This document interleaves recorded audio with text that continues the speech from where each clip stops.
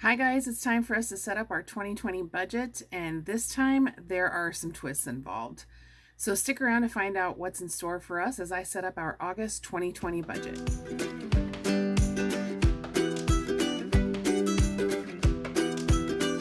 Hi friends, and welcome to the Budget Bounce. If we haven't met yet, I'm Jen, and I talk all about living life on a budget and our money pretty much on this channel. I'm talking about how we're paying down debt, how we are spending our money, how we're saving it for the future of financial independence that is so far away for us, but we have a plan. So if that is something that you want to hear more about, then click on that subscribe button down below and tap the bell so that you'll get notified every time I post a new video. So let's just go ahead and jump right into this budget. So this month's budget's going to look a lot different, and the reason for that is because Matt is on an unpaid leave of absence from work, and at this point, I am planning on a significant reduction in his income.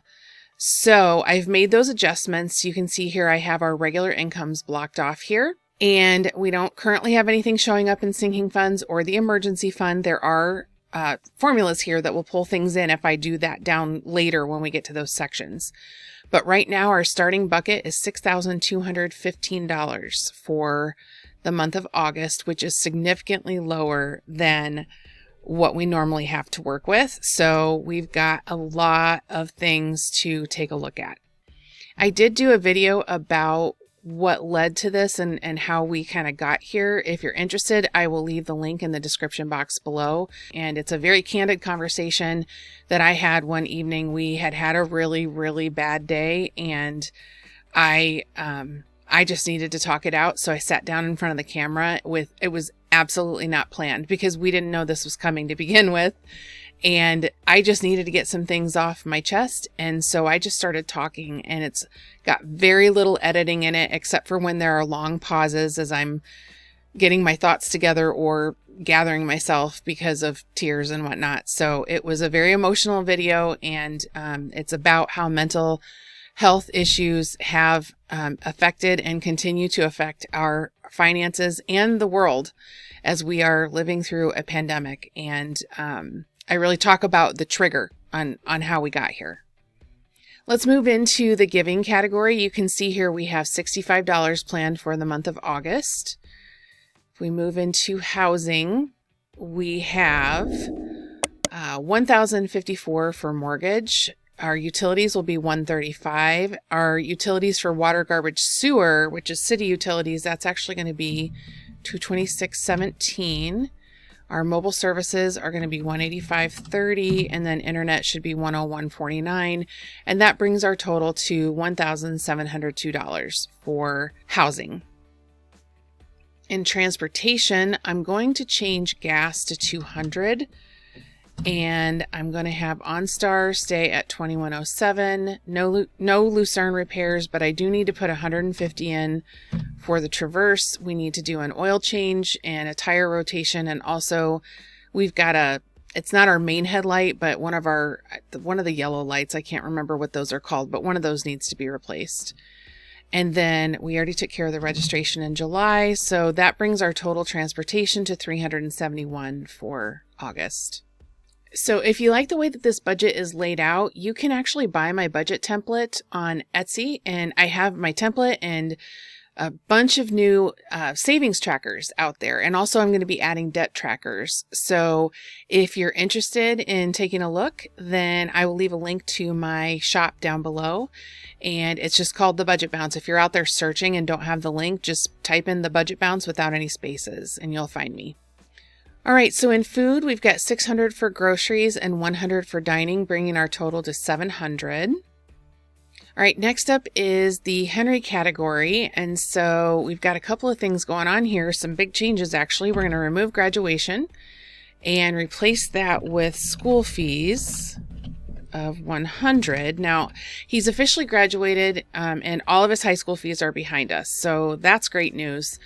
But he is starting college, and we're planning on helping him with the miscellaneous fees and things that come with that. So the great news is he's going to be going to school through a benefit that Matt has through his work. So his tuition and most of his fees are going to be 100% paid for through his entire associate's degree. So he can get an associate's degree and not have to pay anything for that. So we are really excited for him. That was a hard decision for him to make because he wanted to do something different. But we are not able to pay for his school, and so he has to take loans. So we had a long heart-to-heart talk with him again, but this time really, trying to get through to him about the impact of student loans and what that is going to mean for him coming out of school, considering that we can't help him pay for his school. So one of the things that I had to say out loud to him is that I hear many other people in this space out on YouTube and on Instagram, everywhere that people are talking about personal finance and especially the weight of student loans on them. So many people have said, I wish somebody would have told me. I wish I just had no idea what it meant when I signed my name on all those documents and took that money. I did not know what that was going to mean for my future. I didn't understand that I probably could have taken half that much and been able to pay for my school. I didn't understand the impact it was going to have for so long after I graduated from college. So we had those types of conversations with him over the course of the last week or so, as he was trying to finalize everything and get things going for the fall. And he's very indecisive about what he wants to do with school right now, which is why going to this online school, which it's a community college, but going to an online school is going to work for him because he's indecisive right now. So he can get all of his general stuff out of the way, get that associate's degree, and then have time to decide what he wants to do. It's really such a blessing that he has this benefit available to him through his dad's work and we feel like this is, while we can't pay for him to go to school, this is something that we can do for him. So we're really glad that he decided to go ahead and move forward with that. And classes start on August 17th. So with that leaves our Henry category at a total of $100 for August. It might be a little more, it might be a little less. We really don't know what to expect. In pets, we're going to change food to $50, and we don't have anything for meds because we bought them all in July. Vet will be $54.95, and that brings our total pets to $104 for August. All right, so in insurance, we have some changes because Matt's benefits changed on July 1st, and that only affected one of his July checks. So now we have our first full month with the new amounts. So we have $434 for medical, $21.50 for dental, $81.06 for life insurance. Let's see here. Short-term disability is remaining at $62, accident $53, critical illness $32, Matt union dues are $60, mortgage disability will be $47, personal articles will be $6, identity theft will be $12, auto insurance is nothing this month because we pay it every 6 months, and then legal insurance, we purchased this. We are going to be paying $18.68 a month for this. And I can't really talk about what that is yet because I don't know it very well. We don't offer it at through my own employer where I would manage that benefit. So I'm going to be learning as we go.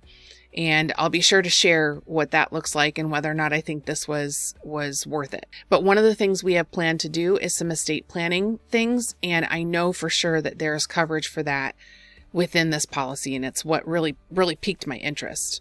So the total is $828 for insurance for August. So take a minute to drop me a note below and tell me about how your August planning is going.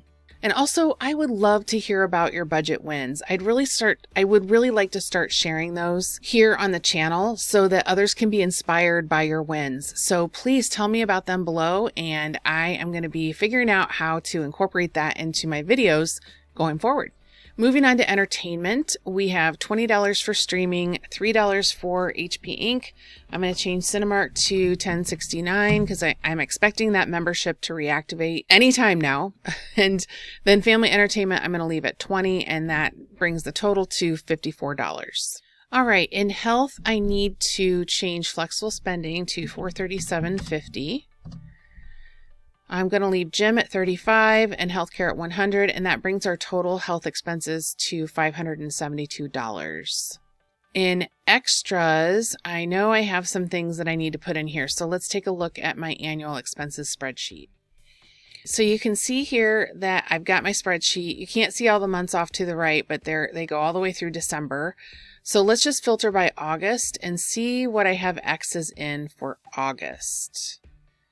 So I've got city utilities estimated at $200. I've already put that in the housing section. It was $226 and change. And then I also have this Microsoft subscription coming up. So I need to get that into the spreadsheet. So let's jump back over there. And let's do, I'm going to say 107 for this. We also are going to be doing some estate planning activities since we didn't do them in July. And then I've got technology, and that's for a phone repair that we have to do. And then Image Cosmetics, I'm getting my haircut for the first time since March.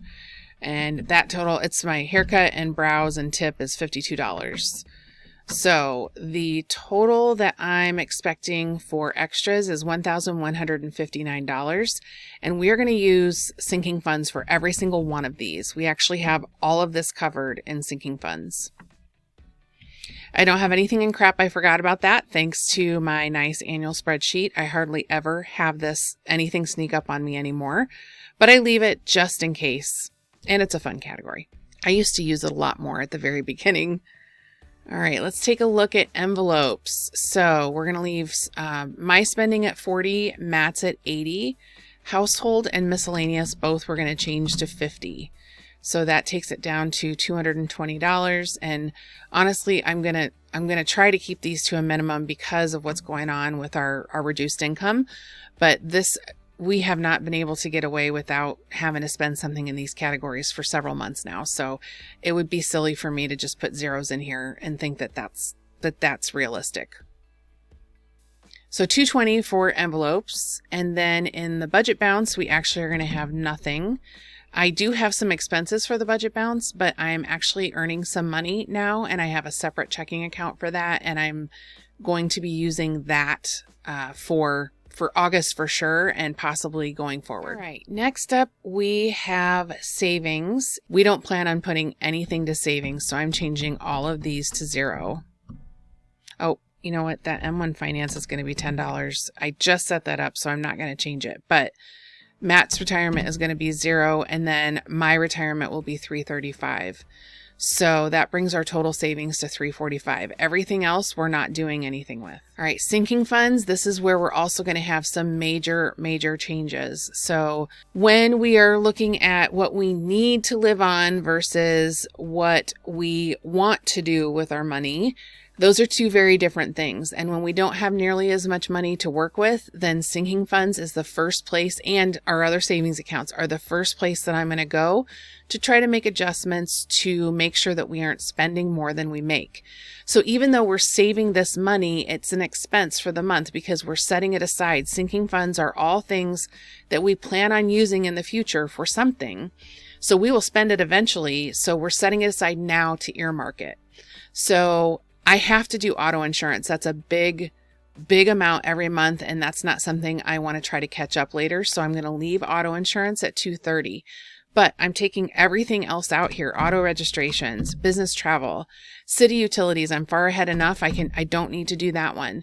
Clothing, estate planning, gifts, was already at zero, but Henry School, holidays, Image Cosmetics, life insurance. I have to do every month because it's an annual premium and I don't like to mess with that. So we're going to leave that at 81. Healthcare, one check ahead, online subscriptions, pet expense. Okay, sorry about that. Matt came through down here in the basement. So technology, 25. Travel, I'm going to change to 0, which actually travel, it's not travel, it's the budget bounce. Changing that to 0. Vacation, 0. Vehicles, 0. Wedding anniversary, 0.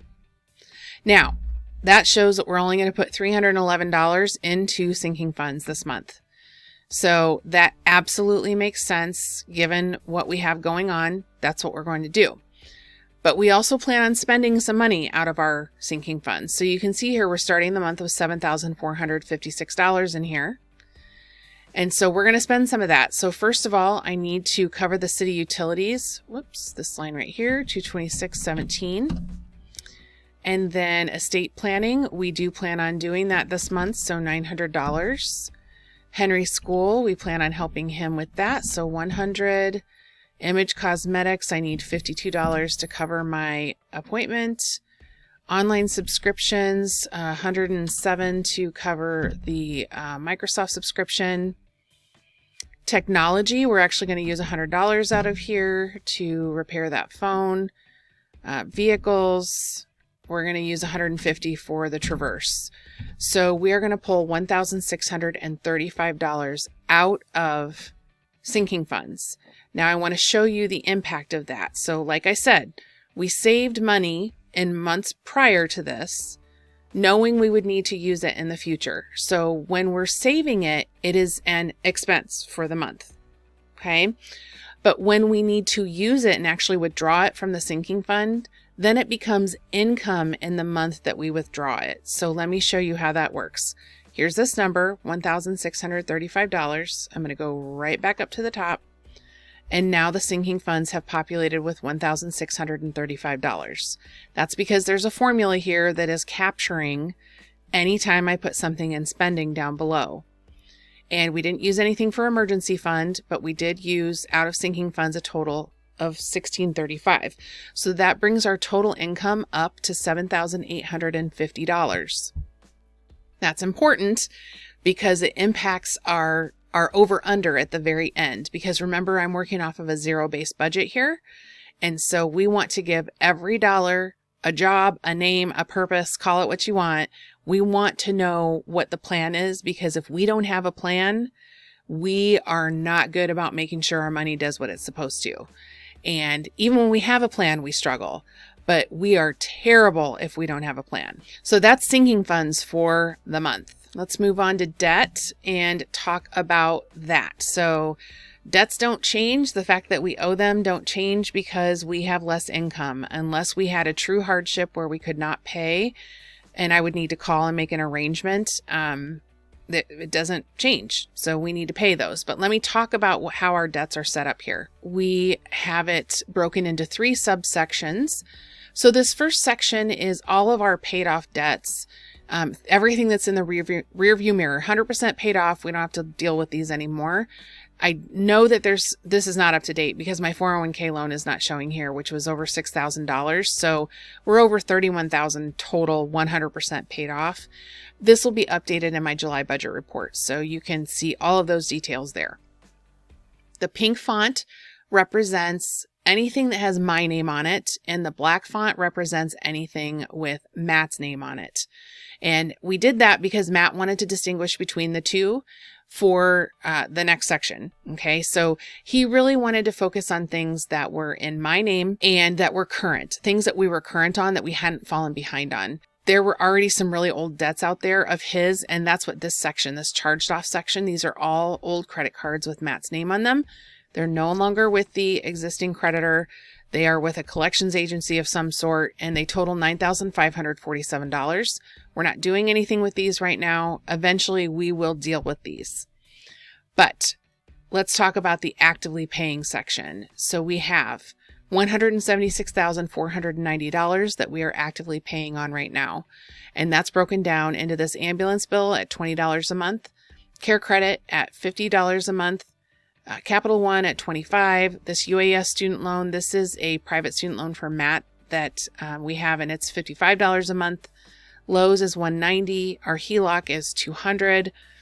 Car payment is $550. And then we have the 3 child supports. But here's the thing. If Matt's not getting paid, then he is not having any of this come out. And so I don't know how to estimate this.